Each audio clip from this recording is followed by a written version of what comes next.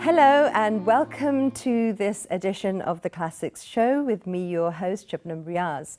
As you know, we speak about many legendary people who are involved in the fields of literature and the arts. And today we have a very special person who we are going to talk about. The name is Ana Molika Ahmed, and she is one of the famous painters, artists of Pakistan, and also a pioneer in the field of fine arts, where she established the fine arts department in the Punjab University. And this was, in fact, in pre-partition, before Pakistan was even born. She was a professor of fine arts, as I told you, at the University of the Punjab in Lahore, and a pioneer of the women artists in the way that she created that avenue and that space for other women to come forward into the Department of Fine Arts, where parents, families, girls themselves were reluctant to pursue that field or their passion. And to talk about Ana Molika Ahmed, we have with us a very talented guest who herself has been studying in the University of Punjab in the Fine Arts Department. I'd like to introduce Hina Mehboob, digital artist, bachelor's in software engineering, master's in fine arts, design illustration, and you're working as a contemporary artist. Thank you for joining us here today. Thank you, Shabnam. Well, Hina, there is so much to talk about.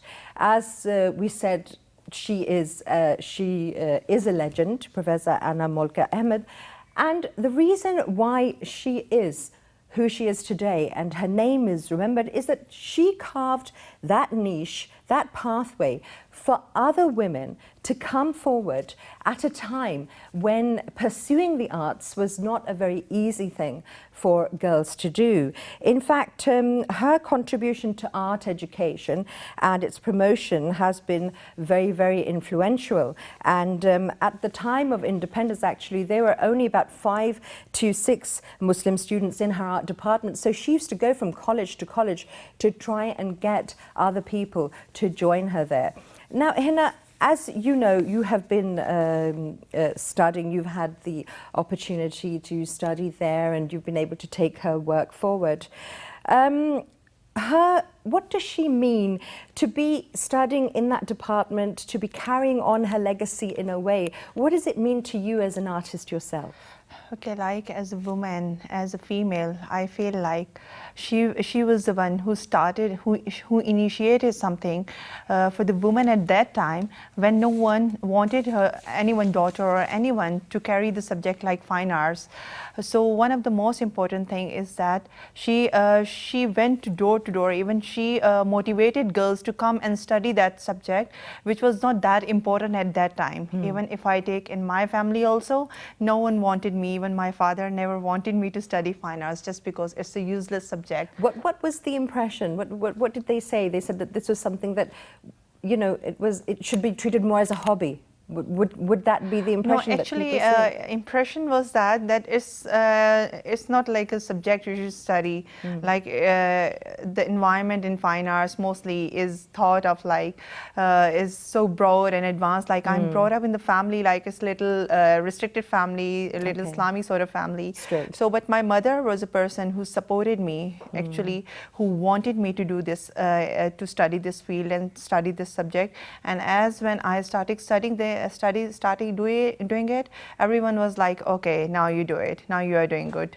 But still, I faced many problems. Like my father, and he never supported me. Like he never did any like approach for anything where I could get that. So it's all I am on my own, whatever I did or whatever I've studied. So in another way, we could say that you have also carved that pathway for other girls in your family as well who want to come forward. Yeah, exactly. After that, my sister-in-law, like she is also in this field. She was my junior. Then my cousins, they entered into this field, and now a lot of girls are studying, looking at me, and now a lot of girls are learning, and a lot of girls are coming into this field as well. That's fabulous.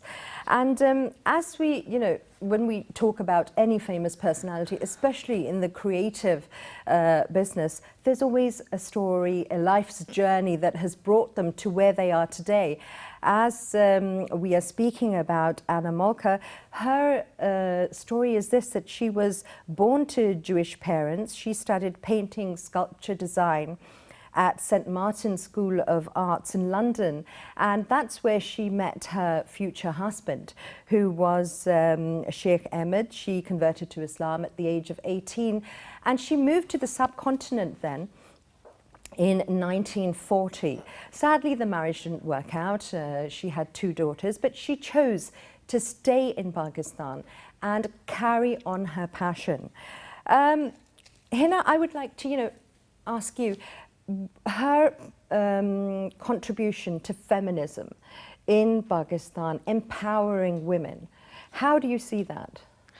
Okay, as per I see that is like empowering women is as she motivated, as she was a symbol. It was not that she just started finance department.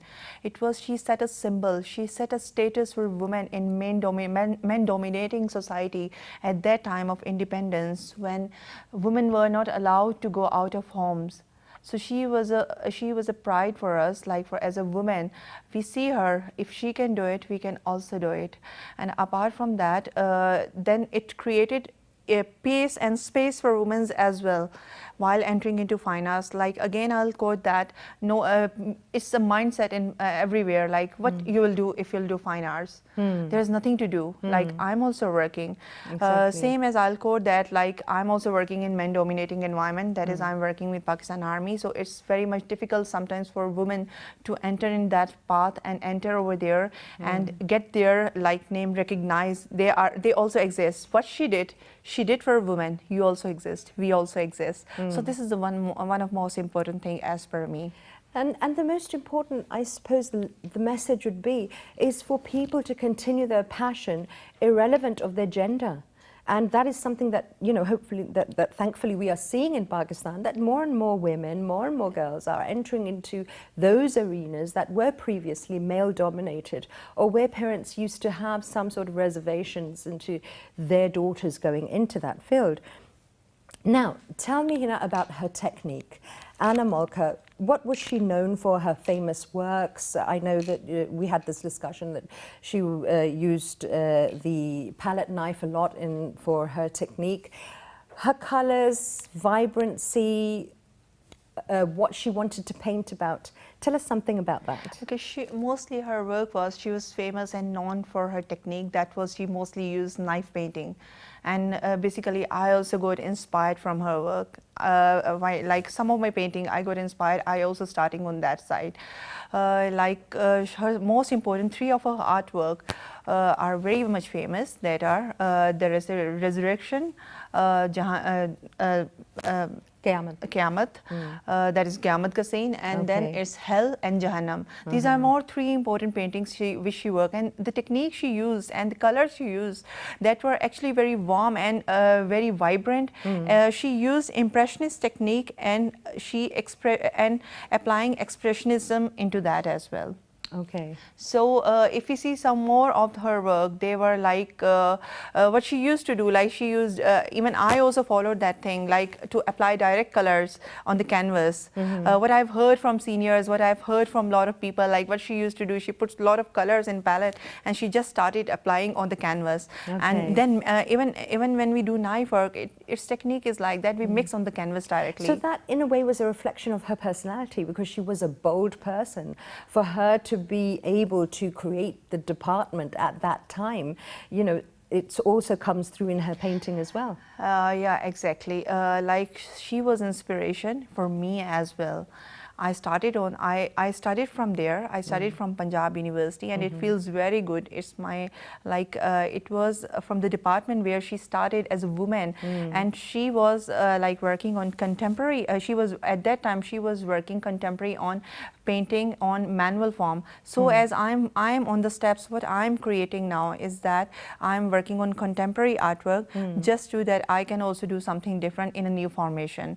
And apart from that, as an inspiration, is that that's just a doorway. When we enter in a university, we study. She made a platform for us to enter here to study. Then it's all that I move forward, taking all those, in walking on all those footsteps. Exactly. And as we were talking about her famous works, you were mentioning the Day of Resurrection, the hell, the depiction of hell and heaven.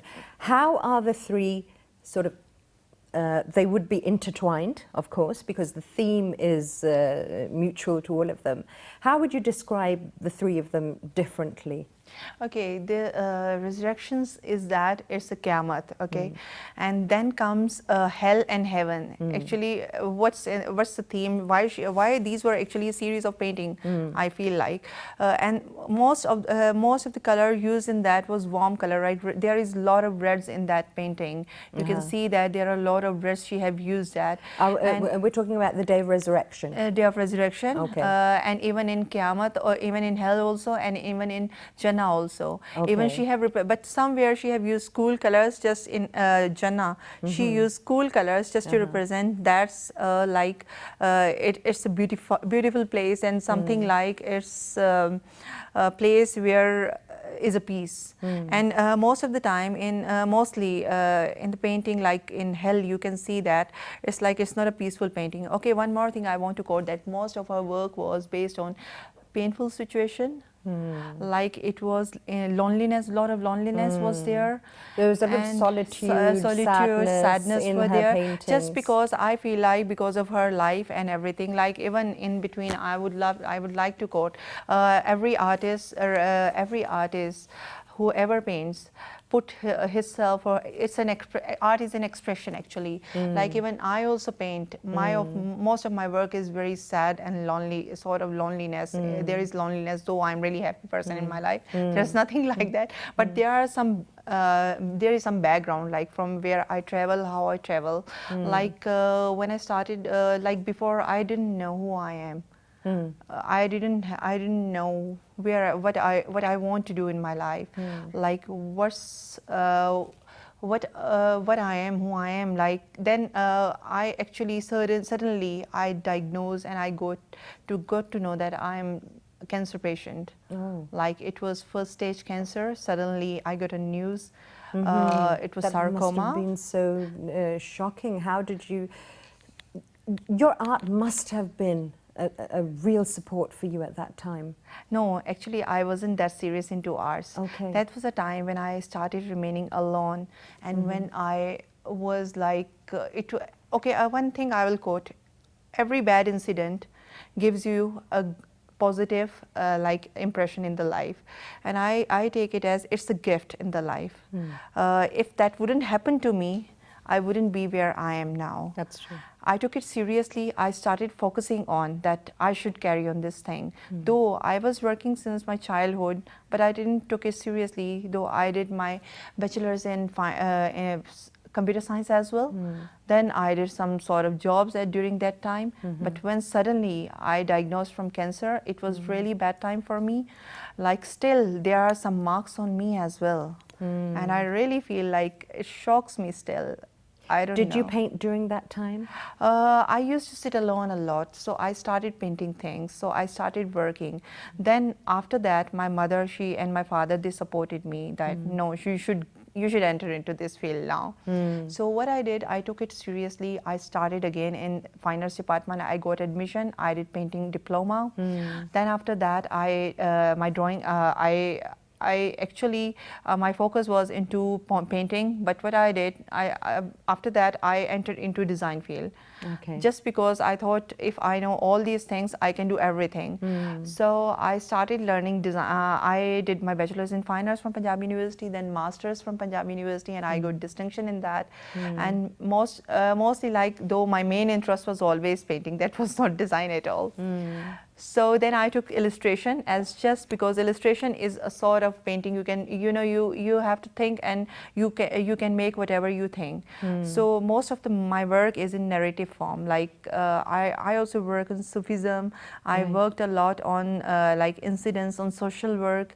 Apart from that, you can see my work also. One of my painting was inspiration from Ana Molika as well. When I started doing diploma, one of my painting which I started, and I directly came on that. That was architecture of All Lahore Museum. The same painting is Ana Molika painting also. That's amazing.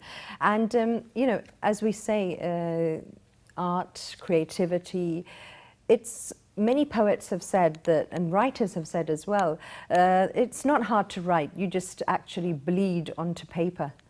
And that is something, isn't it? It's the inner soul coming out. And as we said about Anna, she had that solitude, she had that loneliness, she was thinking outside the box. She was, thinking of the afterlife as well, that has themed in her work. She also used to do a lot of portraits as well. What were the famous portraits? Famous portraits which she worked on, as we can see also, it's on beggar. And that was again misery and all that things she used to show. She connected a lot with the human soul. Again, I'll come back to the thing. And I feel like if you're saddened from inside, if you're broken from inside, a person knows how to work, how to do, and what to do. Like even when I also got broke at some point. Again, that thing where I got sick and all that. I passed from really very bad time.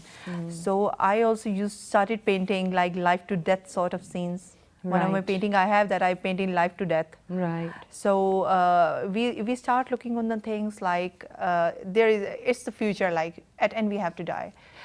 So if a person is broken and if a person is sad, I feel like depth comes in the work. And same as Ana Molika, there was a lot of depth in her work. Whatever she painted, whatever she worked, there was her whole soul in her work as well. As I say that, many a poet and many an artist, many a musician have had that turmoil in their life that actually is the catalyst to their creativity. And many famous legends, artists, musicians, poets have produced their best work, unfortunately, when they were at their lowest and, their most broken. There is that connection. Besides painting, there were other dimensions to Ana Molika as well. She was an avid gardener, and she also wrote poetry. So tell us about the gardening. She used to, because she had studied sculpture. So how did she incorporate that into? No, actually, she studied design. Even she worked in drawing, design, painting, sculptures and everything. She was master of all fields. Somewhere I read about her that she quote her about herself that I'm mother of all artists. And I feel like she is, because establishing fine arts department in Punjab University and being a woman was really, and I feel like it was really difficult task. And still a lot of women are passing from there as well. Okay, about coming back to gardening, like she used to carve and garden in special ways and carved greenery in a form of sculptures and different formation also. Like bushes? Yeah, bushes and everything. And again, about her work, she painted in like watercolor also. Most of her portraits were in watercolor. And then she used even mosaic also for making murals and everything. The choice that an artist makes on the medium that they're going to use, is that also a part of their personality? I feel like one thing I would love to explain that, like at that time, when in 1940 to 47, when after independence, as per time things change. Like that is our basic. Even I also learned that basic. If I wouldn't learn that, I would not be able to get into contemporary artwork. Right. It's a part of personality, means it leaves your personality. It's an impression actually, and expression as well. Of So course. she adopted that because someone quote about her as well, that she used vibrant colors because of her dominating personality. She was very, obviously she was running an institute, she was handling everything. No easy job It to was get not that easy. She was done. dominating personality, and she used vibration and vibrant and very, means they gave some sense, like she threw her personality in the work as well. Like even if I also work, I put myself, like otherwise I can't work. And what artists do, like we have to sleep with the thing. Like I'm working on the war paintings as well. So what I do, I haven't seen war at all, but what I do, I have to sleep with the things with the whole night with the idea. And visualize. Yeah, visualize. And this is all how we define ourselves and our work as well. She also was the recipient of the President's Pride of Performance and the Tamgha Imtiaz, which of course, you know, says so much about the work that she's done for Pakistan. And it's also heartening to, you know, to realize that after choosing to come to Pakistan and then well, choosing to come to at that time, it was the subcontinent, and then staying here and then laying her foundations here and nurturing that passion into something that other women can benefit from. What does that say to, what message does that give to other girls as well who want to come forward into this field? Girls should come and work, and one thing I want to quote, they should be confident for what they are doing. They should believe in their self. They should motivate themselves. They can do everything. Like if I'll say myself, I work outside, I work for the whole day, but I do work at my home as well. I don't miss that part. That's very important as well. Balance of everything. Exactly, we have to balance the life. And as looking back to our women's, like Ana Molika, she was legend. As per me, she is legend. So walking on her footstep, she have shown us just a path. And now it's our duty to work and to do something different. It's not like that we should only do that what she did. We should do something different. Like recently I've been got selected for, and I'm very excited about that thing, I've been got selected for an NGO. Its name is theworldriches.com is the website. So my work is got selected. It's a Turkey-based organization. I'll charity my work to them, and it's for humble and human and noble cause actually. Excellent. So I'm really excited about that. I'm doing something for a human, for the cause as well. People, exactly. So this is one more thing we should keep on doing, all these things as well. And also give back. Exactly, it gives back. Yeah, we get back. Give back to the people and who are... one important message is that for the girl, work hard, be focused, whatever the situation. And carry on your passion. Exactly, carry on the passion and be focused. Don't lose your track, don't get detracked. One day it will pay you. Okay, and Anna also, she used to, in her themes, as we said, you know, we had the Day of Resurrection, Hell, Heaven, portraits as well. She painted beggars as well. Yeah, exactly. And farmers. Yeah, exactly. She painted that as well. That was also an essence, wasn't it, to the actual people who are making up the land, the farmers who are farming the soil, who are, you know, contributing to the country's progress, the common man, the sufferer as well. The sufferer, so, true. As in the form of the beggar. Tell us something about that. Okay, like being an artist and being a woman, she never ignored that part also. Like human misery and sufferings, she always carried those things along. As I've heard, she was very strict lady, even with her daughters also. But again, even if I look toward my side also, I also take care of all these things. Like if there is some, like I'm charioting my work just for a cause. So as she did all this work, like there are some of my work as well, which I have done like for all these social cause. Like so there are some social issues we worked on, and it's just a message we are giving. And that paintings which she worked on, beggar and farmer, that was message that they work hard a lot, a whole day. It's just even it's just for to convey what they are. They also exist in this society, which most of the time we have forgotten all these things as well. And in fact, those are they are the backbone of the country. True, they are you know, exactly. People, and then she also, you know, wanted to empathize a lot with the people who were suffering.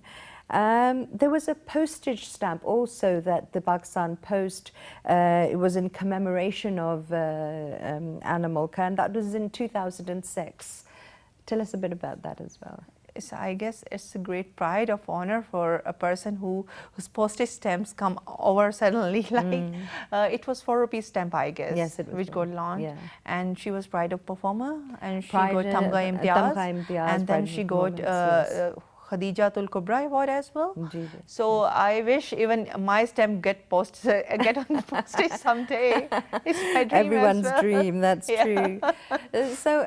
And only person I feel like get on stamp and postage who has done something, who comes over with some aim and objective, and she was a person. And I feel like everyone, if we don't have meaning in life, it doesn't, our life doesn't matter. And as they say, you know, she gave some meaning to the people and to the life, and the message she gave to everyone. And same as I feel for myself also, if I'm blessed with second life again, so there should be some meaning. If there is no meaning in my life, if I don't do anything, then it doesn't matter. It changes your whole perspective. Yeah, it's changing on whole everything. perspective. Exactly. And as they say about leaders, it's that, you know, a leader is not just a person who is in front of people who are already going in one direction. A leader is also somebody who can take the tide and the flow of all those people and change that direction and take them to a better place. So that's also something that Ana Molika has done. We also, you know, we know that she wrote poetry, and because creativity seeps through in so many other ways.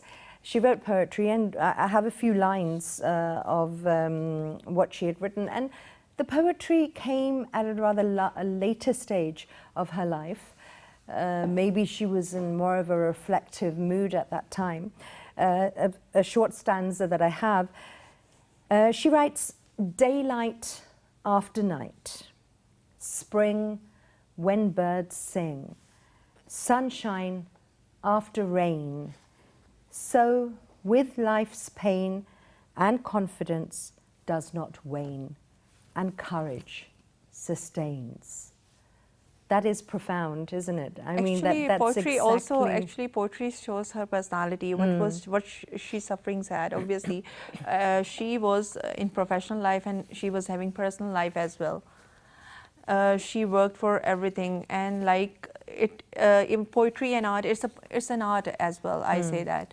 So it reflects her personality also. And one thing I would love to quote, that she created equality for the women at that time. She worked on equality. She focused that she finished that thing that there shouldn't be women discrimination and gender discrimination.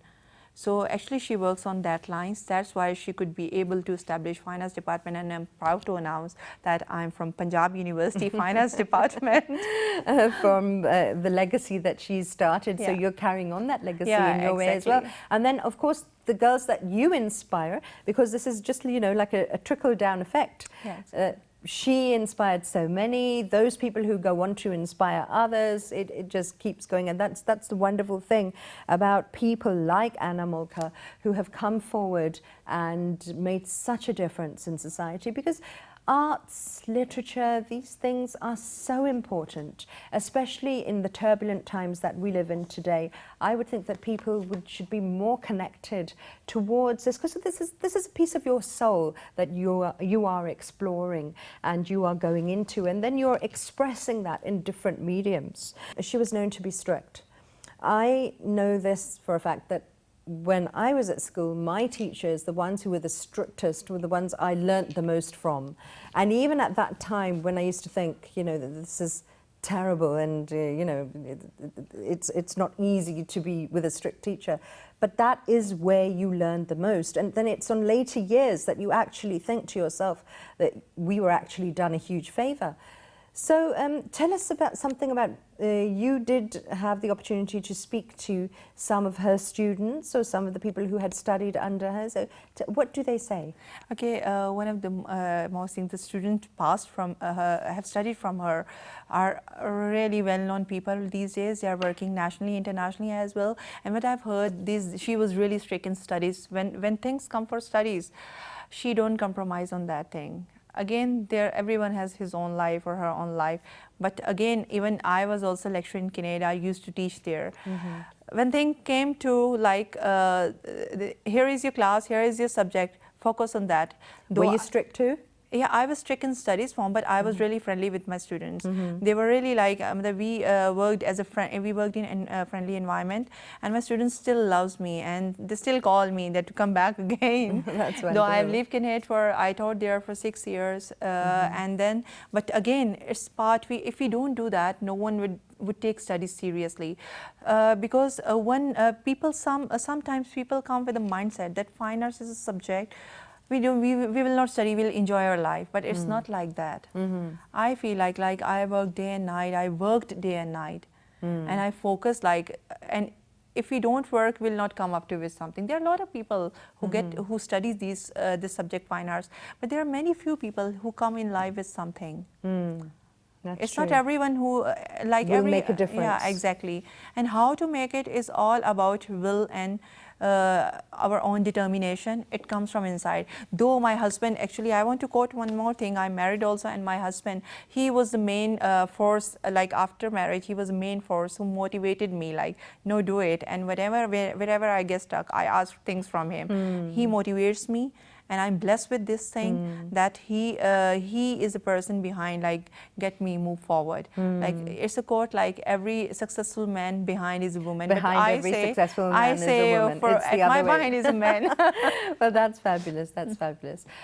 There was also war painting, the 1965 war painting that Ana Molika had, you know, she painted, and that was also presented to the Army Museum. What was the scene? How was it depicted? And tell us something about that technique. Okay, the artwork she presented, I've seen myself, and most of the time I stand in front of that painting and I used to see it. It's a war painting of 1965 war, and mostly 1965 war, though I've painted a lot also 1965 war. Okay. I made 6 paintings, war paintings, 7 paintings at Army Museum as well. So that was based on tanks and the fire. And that war was in Sialkot and Ura section and in Punjab sector. So again, colors you used were very bold, very vibrant, and her technique was always there was expression in that technique, and there was like we get a feeling of like a war is going on. So and one more thing that even that her work shows, like even for army, that shows that she was having, again, she thought at that time something that she should also paint war, and that is again a legend work that is preserved in Army Museum, and I guess it's also a pride for Army Museum also that her work is there. How can people? Is it easily is access easily available for the public to go and see these pictures at the Army Museum? Okay, Army Museum, if anyone want to contact and want to go there, just go to website www.parkarmy.com, parkarmymuseum.com. Okay. So they can check details from there. And what are the timing? Most of the time, Saturdays and Sundays are open for public, and from 9 to 4 p.m. Though I'm also working there as a consultant. I recently worked on Zarbi Azab Gallery also, and I would love to tell to everyone that do watch that, do see that work also, because that is based on today's situation, what is happening, and how we are still on war situation, and how and again there is all of the emotions, and there is all of, even you can say myself, I put that to that work as well. That's fabulous. That's fabulous. Now, at that time, as we, spoke about this before and mentioned it before. At that time when Pakistan was newly born, and 1947 and the Punjab University Fine Arts, you know, she's trying to get those girls enrolled, and you can just sort of imagine her, you know, going from colleges to colleges and places to places. Why this reluctance? Why, I mean, if we sort of explore the psychology behind it, art is something that is universal. Exactly. It's appreciated whether, you know, whether a person is familiar with art or can, you know, understands techniques, or it speaks its own language, just like poetry. So why this reluctance? Why, especially in our part of the world? What needs to be done? Just like Ana Molika has done, she has created this pathway for people. What else can people do? And not just related to arts, other avenues as well for girls and women. Okay, one of the most important thing is that we should get educate means whoever is our next generation, they should be educated. Like we should open up our mind. We should broaden our mindset. And still there are a lot of places that where even women can't work. We can also set example by doing different things. Like these days, I'm working on some women sort of a work where women can gather together. They can sell their work online. Like I'm still working on that thing. Okay. What I'm doing, I'm trying to collect work, and I'm even going to engage the women and the women of that part who can't get out from their homes. So they can start earning from at their own.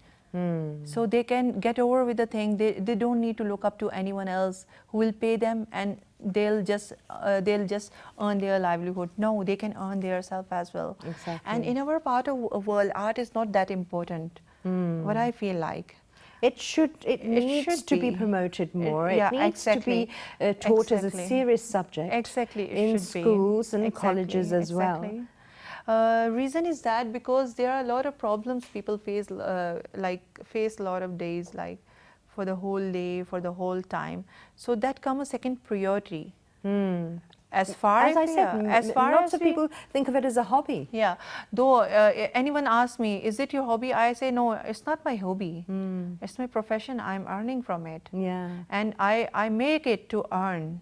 I didn't left it like it's just my hobby. There are a lot, again, I'll quote that law. There are a lot of people who are from fine arts, but some of people really wasted that degree and wasting that degree. The reason is that girls got married. Some of their, like after their marriages, people in their home, they don't allow them to work. So this thing should be finished. I say one thing, if you, when I used to teach, I used to say to my student, if you want to waste your time, just right now leave this subject. It's not wasting time subject. It's something do something. Have to be exactly. You have wasted whole one seat of a other girl who was more passionate than you. Exactly. But who couldn't took admission just because of she was not able to get admission and she was not like with that budget, because fine arts is little expensive subject, but still we managed to do that during studies. Right. We start, even I also starting doing job. I didn't take my money. I didn't used to take money from my parents. Like I did starting working. I started doing job from my master's. And then after that till now, I work day and night. So this is the thing, like this mindset should change. And it will change gradually. It will not change at one. If we'll say like it will change, it will not like that. We should educate people. That's true. We should in person also.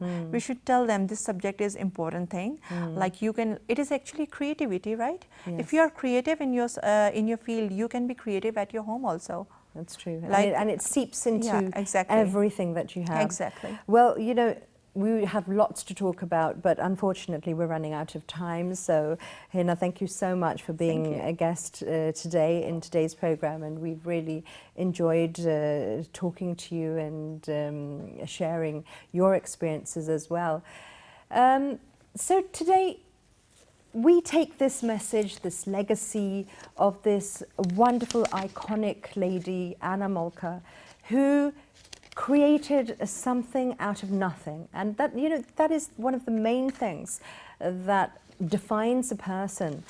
She created a pathway for women especially to follow their passion. She left us with a message, and the message is especially to girls, that Create your identity. Do not rely on other people to sustain you. You should be an independent financial individual who is able to pursue whatever you want in life. Thank you for watching today's program. Goodbye.